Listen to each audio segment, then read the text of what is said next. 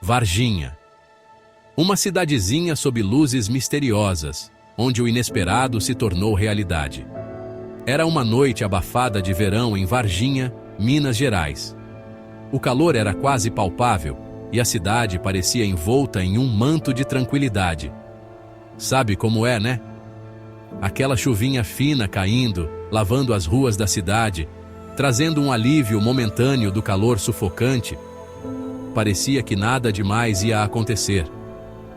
As pessoas estavam em suas casas descansando, sem imaginar o que estava por vir. Mas naquela noite de 20 de janeiro de 1996, algo extraordinário estava prestes a acontecer. Algo que mudaria para sempre a história da cidade.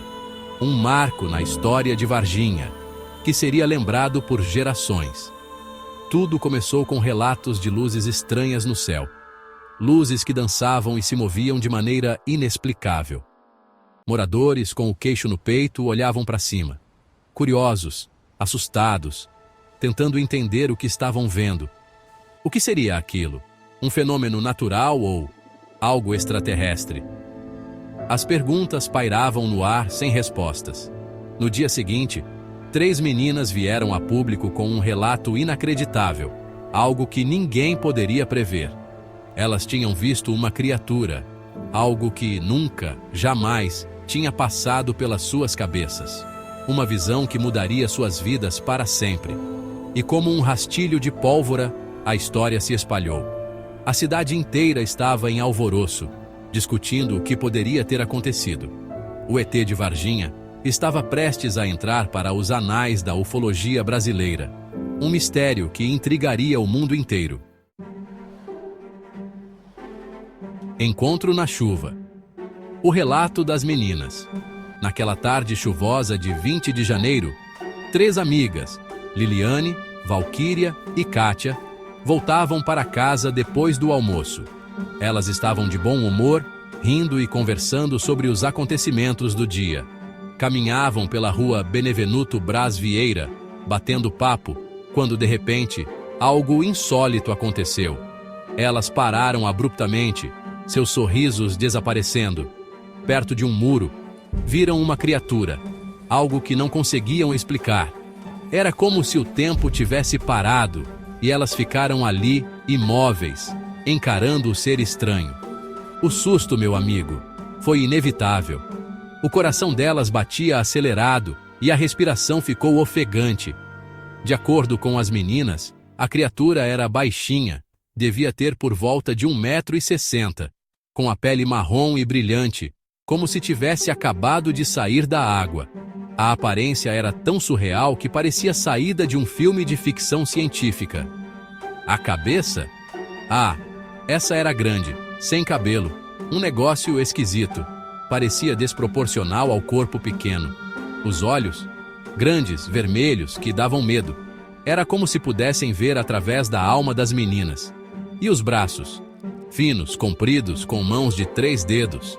Pareciam frágeis, mas ao mesmo tempo, assustadores. Segundos que mudariam a vida delas para sempre. Aquele encontro inesperado deixou uma marca indelével na memória das 3 amigas. Algo que elas jamais esqueceriam. Criatura de outro mundo. Descrições e reações. Imagine encontrar algo que você só viu em filmes de ficção científica. O encontro, como vocês podem imaginar, mexeu profundamente com as meninas. Elas nunca tinham visto nada parecido antes. A Liliane, a mais velha, teve uma crise nervosa, coitada. Ela não conseguia parar de chorar e tremer.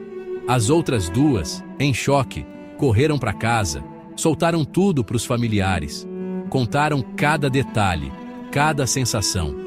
No começo, ninguém acreditou, né? Era difícil de engolir uma história dessas. Mas a convicção das meninas, o medo estampado no rosto, não deixava dúvidas. Aquilo não era lorota. Elas estavam realmente apavoradas. A notícia se espalhou mais rápido que fofoca em dia de domingo. Todo mundo queria saber mais. Outros moradores juravam ter visto a tal criatura, ou algo parecido, rondando a cidade. A curiosidade e o medo tomaram conta. A história ganhou força, tomou conta de tudo. Jornais, rádios, todo mundo falava sobre o encontro. Varginha, minha gente, estava prestes a virar a capital brasileira dos ETs. A cidade nunca mais seria a mesma. Operação Prato.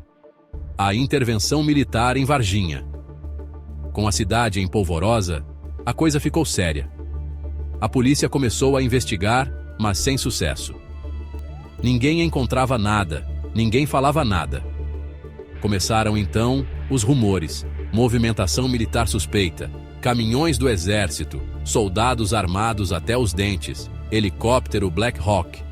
Parecia cena de filme. A população, é claro, começou a especular.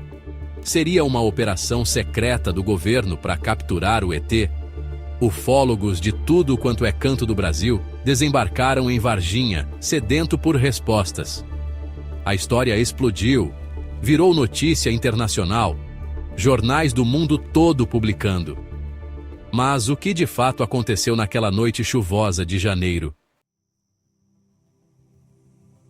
Verdade extraterrestre ou explicações terrenas?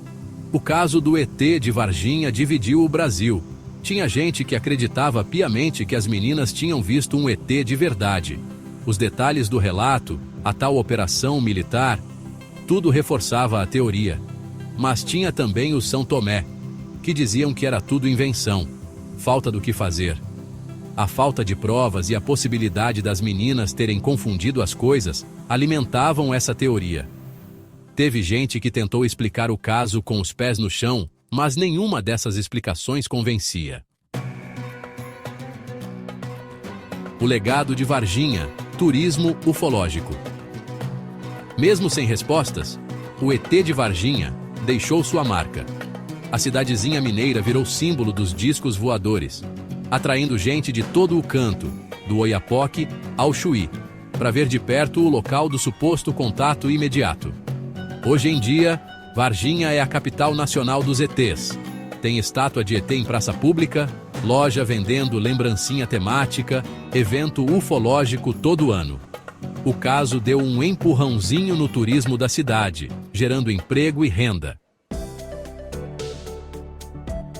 Mistério em aberto. As perguntas que ecoam. 2 décadas se passaram, mas as perguntas sobre o ET de Varginha continuam sem resposta. O que as meninas viram? E a movimentação do exército? O que era? O ET de Varginha permanece um mistério.